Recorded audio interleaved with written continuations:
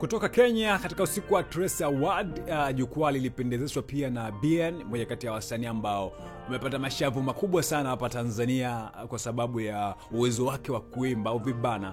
Alifanya kazi pia na Darasa, amefanya kazi pia na Mario, amefanya kazi na wasanii wengi sana kutokea hapa nchini Tanzania. So katika usiku wa Trace Award, mmoja kati ya watu ambao pia waliperform, na performance yake ilikuwa ni ya hali ya juu kwa sababu ni mmoja kati ya watu ambao ni wakali sana kwenye live band, na kitu ambacho watu wengi walikuwa kikisubiria ni kuona uwezo wa BN kwa sababu ni mmoja kati ya watu ambao wameperform kwenye majukwaa makubwa. Walishawahi kufanya tour wakiwa kama Sauti Sol, ambapo walitangaza kwamba wanaenda kuachana, kutengana kama kundi.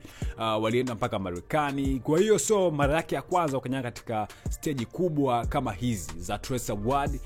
Ni mmoja kati ya watu ambao ni legendary kabisa kwenye stage kwa uwezo wake wa kuperform. Sasa kitu ambacho alikifanya kilikuwa ni kikubwa, na naamini pia kwa wewe ambaye ulifuatilia Trace Award uliona uwezo wake. Alipata kazi pia na Mario, aliingia na Mario pia wakaimba, lakini baada ya pale Mario kuondoka akachukua nafasi yake kuweza kuperform ngoma mbili ambazo zilikuwa zimeandaliwa kwa ajili ya usiku huo wa Trace Award. Na of course kama ulimiss ukucheki na kupatia video uweze kucheki kile ambacho alikifanya BN kutoka pale Kenya, na ilikuwa ni bonge moja la kazi, bonge moja la performance, bonge moja la energy. Nadhani mimi nilipenda kila kitu kutoka kwa BN, mmoja kati ya wasanii kutokea Kenya ambao wanafanya vizuri zaidi.